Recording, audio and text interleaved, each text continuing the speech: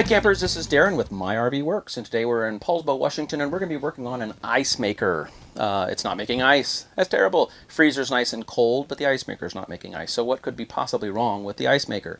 So let me take you on a journey as we discover together what's wrong with the ice maker. Little disclaimer, I've already figured it out, and then I decided, well, hey, let's make a video to share with you what we found. So here we go. So the first thing I want to do is this is the line that's coming from the coach that is... it should be under pressure, okay? Because this whole problem might be that the water's off. Underneath your sink, you might have your water disconnect. I've seen them in different places, cabinets, things like that. Is there water coming into my ice maker? Okay, so I'm going to take a little wrench here and loosen this right here and see if it's going to get me wet. So if we have water, pressure,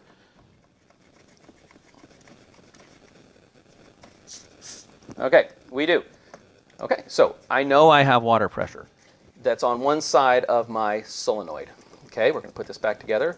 So that's the first check. Do you have water? Okay. The second check is inside. Okay, so I know I have water, so I know that if I were to energize this solenoid, these are my wires, and when we get on the inside, we're going to see a brown wire and a white wire. So when I energize this with the coil voltage, which is written on the side, 120 volts, I've created an electromagnet, and I'm going to allow water to flow through this solenoid. So think of it as a switch, like a light switch in your house, but this is controlling the water. So when I energize this solenoid, water will flow through. Okay? So we verified we have water pressure. We want to put 120 on this. And we want to see if we can get water to flow through it. Okay, so now let's go on the inside now. Now what I've done inside the freezer is I've taken the ice maker out and I'm actually at the plugs because what I want to do is divide this troubleshooting into two parts. One, I want to troubleshoot the ice maker. Two, I want to troubleshoot the solenoid, right? So we verified we have water pressure. Up here, this is the plug that was connected to the ice maker. I've got different colored wires here. I've got a white, a black, a brown, and a green. White is neutral, black is hot always, green is ground, and this brown is the one that's going to feed that solenoid that we just looked at. Now, if you've seen my other videos, you'll see that I carry around this 10-foot cord with alligator clips on one side and these little flat blades on the other. I like to plug that into my battery pack, different things like that. So this red one is hot right now. So he's in this plastic tray. Okay, so my red wire here is hot 120 volts. Don't touch it. You'll get a perm. This wire is the wire feeding the brown wire. So follow with me on this. Red is hot going to my ice maker. I am now the ice maker, okay? So I'm the ice maker. Now there's one more thing I want to do because if this is going to work, I'm going to have water flowing out of this solenoid here.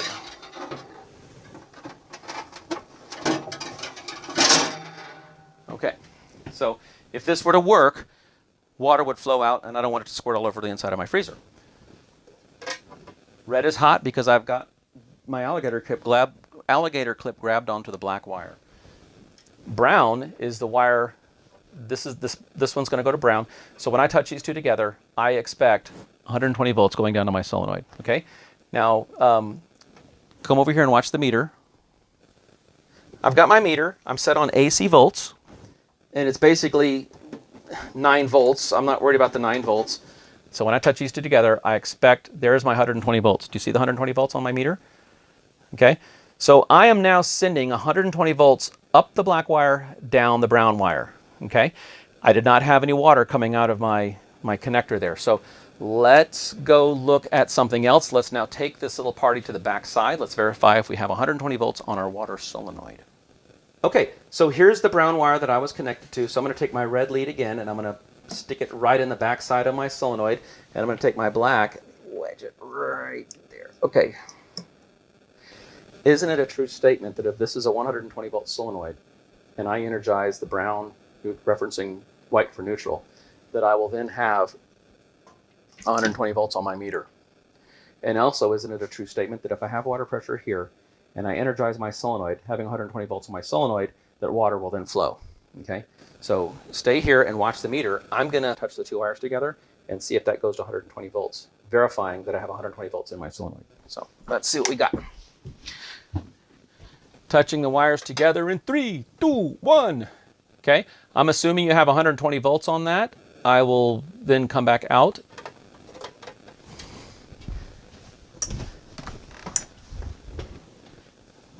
At 120 volts? Yeah, okay. So therefore, I'm going to say that there's something wrong with this solenoid.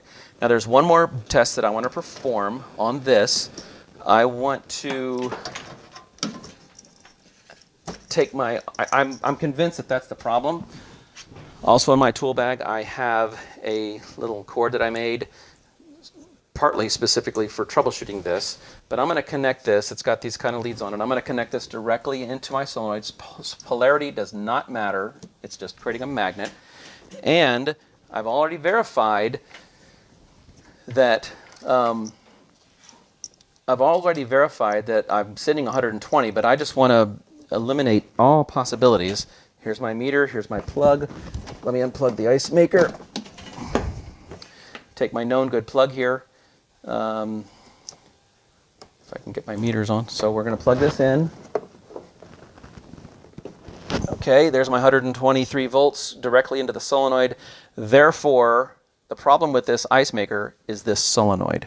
Okay, so what we've done was we've troubleshot this ice maker. We know that it's not this whole assembly, but if it were, then you would make a mark, and I like to put a piece of tape on there, and if this gear turns once an hour or whatever, then you'll see that the mark's moved, you'll see the tape's pulled off. There's also a sensor in here that detects that it's cold enough to make ice. So another thing about ice makers is it needs to be cold enough for it to make ice.